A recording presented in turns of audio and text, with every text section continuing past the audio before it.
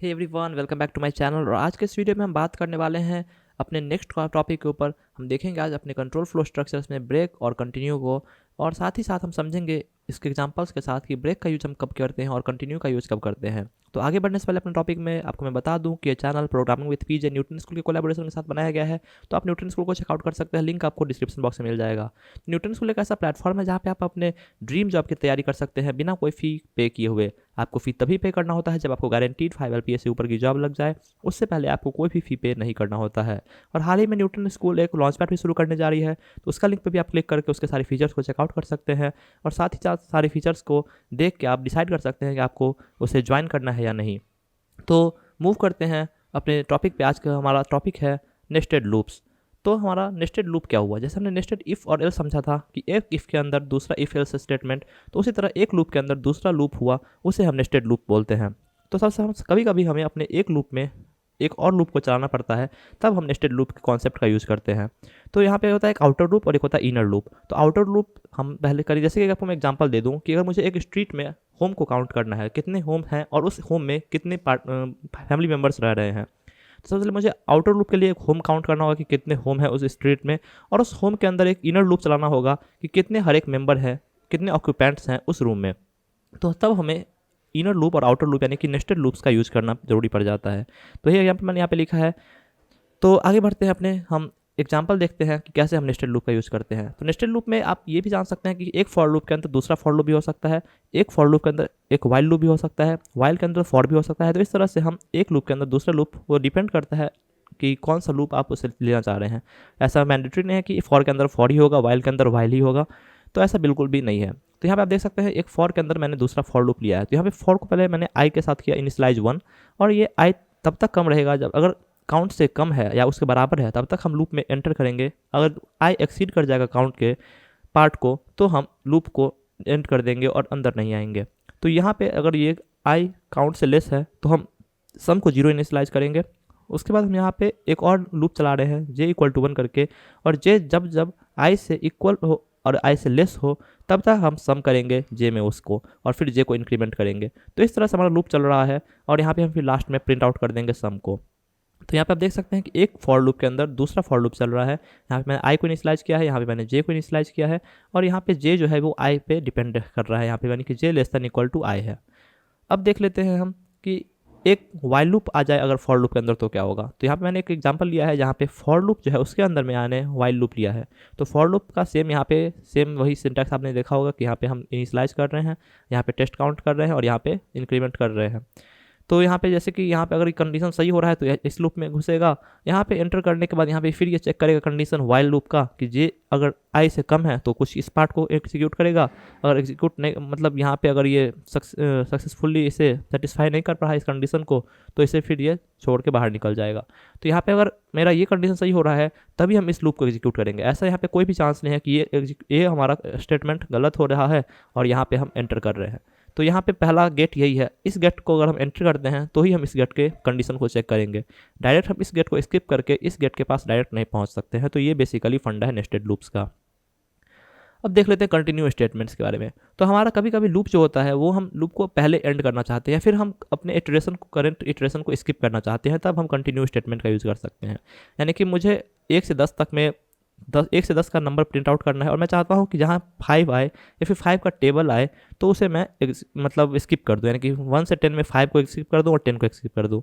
या फिर 1 से 10 तक में मुझे 2 का मल्टीपल को स्किप करना है, 2, 4, 6, 8 को स्किप करना है, तो उस समय मुझे कंटिन्यू का यूज़ करना बहुत ही सही रहता है। तो कंटिन्यू को कैसे हम यूज़ करते हैं? तो सिंपल कंटिन्यू कीवर्ड अगर आप अपने लूप के बॉडी में एग्जीक्यूट करेंगे, एंटर करेंगे, तो हमारा जहाँ पे कंटिन्यू कीवर्ड को हिट करेगा हमारा जो कंट्रोल फ्लो है, उसी समय उस लूप को वो स्किप कर देगा और फिर से ऊपर टॉप पे लूप के टॉप पे चला जाएगा, यानी फिर अब नेक्स्ट स्टेशन के पास चला जाएगा।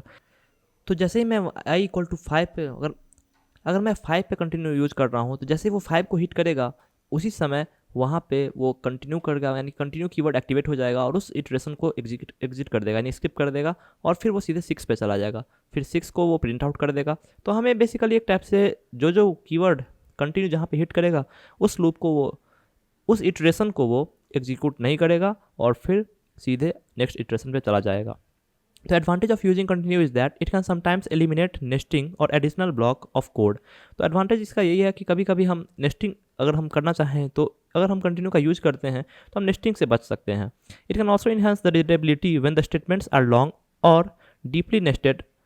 तो हमारा अगर कभी कभी डीपली नेस्टेड यानी कि एक लूप के अंदर एक और लूप चल रहा होता है और तब हम अगर कंटिन्यू का यूज़ करते हैं तो हमारी जो रीडेबिलिटी है ये ज़्यादा स्ट्रांग कर देता है और उससे हम रीडेबिलिटी कोड को हमारा बढ़ जाता है। यानी कि हमें कभी कभी देख के लगता है कोड की कन्फ्यूजन की कौन सा लूप किसके अंदर है कौन सा लूप किसके अंदर नहीं है, तो उस समय हम कंटिन्यू का यूज़ करते हैं तो इससे हम अपने कोड की रीडेबिलिटी को इंक्रीज़ कर लेते हैं।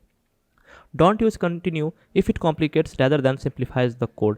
तो हमें अपने कोड को हमेशा सिंप्लीफाइज करना होता है। कोई भी चीज़ को हम सिंप्लीफाई करना चाहते हैं, कॉम्प्लिकेट नहीं करना चाहते हैं, तो आपके अगर कोड में अगर कंटिन्यू यूज़ करने से आपका कोड अगर कॉम्प्लिकेट हो रहा है तो फिर आपको कंटिन्यू यूज़ नहीं करना चाहिए। कंटिन्यू हम अपने कोड को सिंप्लीफाई करने के लिए बेसिकली यूज करते हैं। कंटिन्यू ही नहीं, कोई भी कीवर्ड, कोई भी हमारा जो फंक्शन है, अपने फीचर है हमारे प्रोग्रामिंग लैंग्वेज में, उसे हम अपने फीचर को, अपने कोड को, अपने प्रॉब्लम को सिंप्लीफाई करने के लिए ही कर रहे हैं। आगे अब देख लेते हैं हमारा कंटिन्यूस स्टेटमेंट का एग्जांपल। तो जैसे कि यहाँ पे मैंने इनम लिया था डेटा टाइप डे, तो अगर मंडे से संडे तक है और मैंने डे वेरिएबल लिया मंडे, अगर ये डे संडे से कम है तो ये हम लूप में एंटर करेंगे। तो लूप में एंटर कर गए, ठीक है, मंडे लेस दैन संडे, तो यहाँ मंडे और यहाँ पे संडे है तो लेस दैन है, ठीक है। तो और यहाँ पे डे जब भी वेडनेसडे होगा तो हम कंटिन्यू, यानी कि मंडे प्रिंट करेगा, ट्यूसडे प्रिंट करेगा, लेकिन वेडनेसडे के टाइम पे जब भी ये वेडनेसडे आएगा तो ये प्रिंट आउट नहीं करेगा, यानी कि वेडनेसडे को ये मतलब मुझे एग्जिट कर देगा। तो it's not Wednesday print out हो जाएगा और ये कुछ और काम करना लगेगा अपना नीचे आके सीक्वेंशियल फ्लो के साथ। तो उम्मीद करता आप समझे होंगे कि कैसे क्या हो रहा है। तो यहाँ पे मैं फिर से आपको समझा दूँ। तो यहाँ पे डे मंडे है, लेस दैन संडे है, ओके फाइन, तो नीचे ये एंटर करेगा। एंटर करने के साथ ही यहाँ पे डे चेक करेगा कि Monday is equal to Wednesday, तो रॉन्ग हो जाएगा ये हमारा, तो कंटिन्यू एग्जीक्यूट नहीं करेगा। तो हमारा कंटिन्यू एग्जीक्यूट नहीं करेगा और जो भी है हमारा it is not Wednesday print कर देगा। फिर ये प्लस प्लस डे हो जाएगा, डे प्लस प्लस पे Tuesday equal to one day, Tuesday equal to Wednesday, तो करेगा कंटिन्यू एक्टिवेट नहीं होगा क्योंकि रॉन्ग है ये हमारा एक्सप्रेशन जो है, और फिर it is not Wednesday print कर देगा। लेकिन जब भी यहाँ पे ये वेडनेसडे आएगा और Wednesday is equal to Wednesday, ये ट्रू हो जाएगा हमारा, तो ये कंटिन्यू हो जाएगा। कंटिन्यू हो जाएगा इसका मतलब क्या, इस इटरेशन को ही ये छोड़ देगा। फिर ये प्रिंट जो है इट इज़ नॉट वेडनेसडे, इसको प्रिंट ही नहीं करेगा और फिर ये नेक्स्ट इटरेशन थर्सडे पे चला जाएगा। फिर Thursday equal to Wednesday, no, फिर कंटिन्यू हमारा एक्टिवेट नहीं होगा और फिर it is not Wednesday print कर देगा। तो उम्मीद करता हूँ आप समझ रहे होंगे कि कैसे कंटिन्यू काम कर रहा है। जहाँ जहाँ वेडनेसडे हो गया तो हमारा कंटिन्यू एक्टिवेट हो जाएगा। कंटिन्यू एक्टिवेट हुआ यानी कि उस इटरेशन को वो स्किप कर देगा और नेक्स्ट इटरेशन पे मूव कर जाएगा। अब देख लेते हैं ब्रेक स्टेटमेंट। तो ब्रेक स्टेटमेंट एग्जैक्ट उल्टा है हमारा कंटिन्यू के। तो ब्रेक में हम अपने प्रोग्राम में अपने लूप को ही खत्म कर देते हैं। वहाँ पे हम अपने इटरेशन को खत्म कर रहे थे, यहाँ पे अपने लूप को खत्म कर देते हैं। तो मैंने बताया था स्विच स्टेटमेंट में भी कि मैंने ब्रेक बीच में यूज़ किया था, ब्रेक का स्विच केस 1 केस 2 करके बीच बीच में मैंने ब्रेक का यूज़ किया था। अगर मैं वहाँ पर ब्रेक का यूज़ नहीं कर रहा था तो नीचे मेरा सिक्वेंशियल फ्लो के साथ और सारा कोड भी वहाँ पर एग्जीक्यूट हो रहा था। लेकिन मैं ब्रेक का यूज़ करके आपको दिखाया था, मैंने जहाँ जहाँ मैंने ब्रेक का यूज़ किया तो उसके नीचे का कोई भी कोड एग्जीक्यूट नहीं हुआ था। तो ब्रेक से आप सीधे लूप को ख़त्म कर देते हैं। जैसे आपने कोई लूप लिखा, एग्जीक्यूट करना है प्रोग्राम आपको, उतना प्रोग्राम एग्जीक्यूट कर रहे हैं और जहाँ पे ब्रेक का वो कीवर्ड को हिट करेगा वो लूप को वहीं पे एंड कर देगा और हमारा सीधे लूप से बाहर आ जाएगा। तो the break statement causes the program to immediately exit from the loop से डायरेक्ट एग्जिट कर देगा और उसे एग्जीक्यूट होने से रोक देगा। Statements in the loop are skipped and execution of the loop is terminated. तो हमारा नहीं लूप जो है वो हमारा स्टेटमेंट स्किप कर देगा और एग्जीक्यूशन जो है लूप का टर्मिनेट हो जाएगा। यानी कि उसमें जैसे कि आई इक्वल टू 5 मैंने जहाँ पे भी ब्रेक किया तो आई इक्वल टू 6 पे नहीं जाएगा, सीधे वो लूप को खत्म ही कर देगा। कंटिन्यू में क्या हो रहा था, आई इक्वल टू 5 मैंने कंटिन्यू किया तो 5 को बस स्किप किया और 6 पे मूव कर गया, लेकिन यहाँ पे 6 पे मूव नहीं करेगा, यहाँ पे सीधे लूप को ही खत्म कर देगा वो। If the break statement is inside nested loops, it affects only the innermost loop containing it. तो अगर मैं नेस्टेड लूप का यूज़ कर रहा हूँ, यानी कि आउटर लूप में फॉर है नेक्स्ट और उसके इनर लूप में भी मैं दूसरा फॉर लूप यूज़ कर रहा हूँ, और मैं दूसरे लूप फॉर लूप के यानी कि इनर फॉर लूप में अगर मैं ब्रेक स्टेटमेंट यूज़ कर रहा हूँ तो सिर्फ वो इनर लूप के जो इनर लूप है उसको वो एंड करेगा, ना कि आउटर लूप को एंड करेगा। तो जो जिस लूप में अगर हम ब्रेक का यूज़ कर रहे हैं उसी लूप को वो ख़त्म करेगा basically. Use the keyword break, तो ये हमारा कीवर्ड ब्रेक का यूज़ कर रहा होता है, तो ब्रेक सेमीकोलन देंगे तो हमारा ब्रेक का जो कीवर्ड है वो एक्टिवेट हो जाएगा। जब भी वो सीक्वेंशियल फ्लो के साथ हमारा प्रोग्राम ब्रेक के कीवर्ड को हिट करेगा उसी समय हमारा प्रोग्राम लूप से बाहर निकल जाएगा और लूप को एंड कर देगा। Break is often used to leave a loop when there are 2 separate reasons to leave. Break is also use in switch statement, आपको मैंने बताया था स्विच स्टेटमेंट मैंने यूज़ किया था। ब्रेक हम बेसिकली तब यूज़ करते हैं जब हमें अपने लूप से एंड करना हो, बाहर निकलना हो, तो हम बेसिकली ब्रेक का यूज़ कर रहे होते हैं। अब ब्रेक का एग्जांपल देख लेते हैं। While P is greater than zero, P हमारा जब जब जीरो से ग्रेटर होगा तो हम लूप में एंटर कर दिए, ठीक है, लूप में एंटर कर दिए, प्रिंट एफ कर देगा पी का वैल्यू, और स्कैन एफ से हम कोई वैल्यू लेंगे और फिर दूसरा लूप चेक करें। अगर क्यू जो है हमारा, जो मैंने यूज़र ने एंटर स्कैन एफ से यहाँ पे मान के चलो 5 दिया, तो 5 ग्रेटर दैन जीरो, हाँ 5 ग्रेटर दैन जीरो, फिर ये इस लूप में एंटर कर जाएगा। इस लूप में एंटर करते ही ये p इंटू 5 कर देगा, यहाँ पे जो p था वो हो जाएगा वैल्यू, यहाँ पे q मैंने 5 दिया था तो 5 हो जाएगा, मल्टीप्लाई कर देगा, और जब ये मल्टीप्लाई करने के बाद ये हमें प्रिंट कर देगा।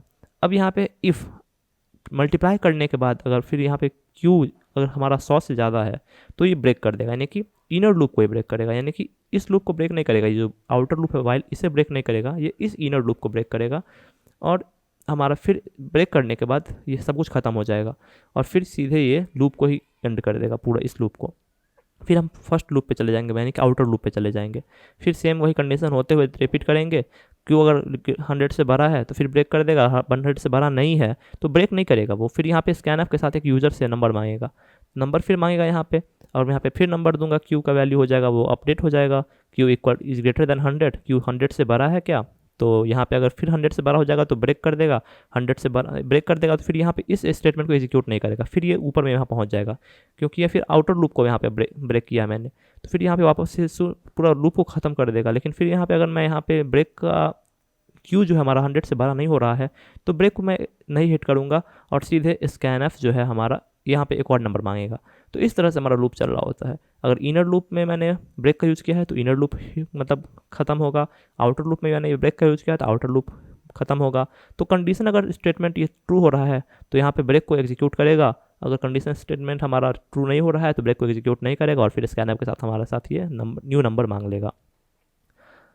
तो उम्मीद करता हूँ आपको आज का कॉन्सेप्ट समझ में आया होगा, नेस्टेड लूप समझ गए होंगे आप, कंटिन्यू कैसे कीवर्ड होता है वो समझ गए होंगे, ब्रेक समझ गए होंगे। तो इसी के साथ अब हम नेक्स्ट वीडियो में एक चैलेंज लेके आऊँगा, और वहाँ पे मैं आपको बताऊँगा कि कैसे हम और सभी जो कॉन्सेप्ट हमने आज सीखा है उसे हम यूज करके एक प्रोग्राम लिखेंगे। तो मिलते हैं नेक्स्ट वीडियो में, तब तक have a nice day, bye bye. और आप न्यूटन स्कूल को चेकआउट करना बिल्कुल भी ना भूलें, न्यूटन स्कूल का लिंक आपको डिस्क्रिप्शन बॉक्स में मिल जाएगा। थैंक्स, मिलते हैं नेक्स्ट वीडियो में, see have a nice day, bye bye.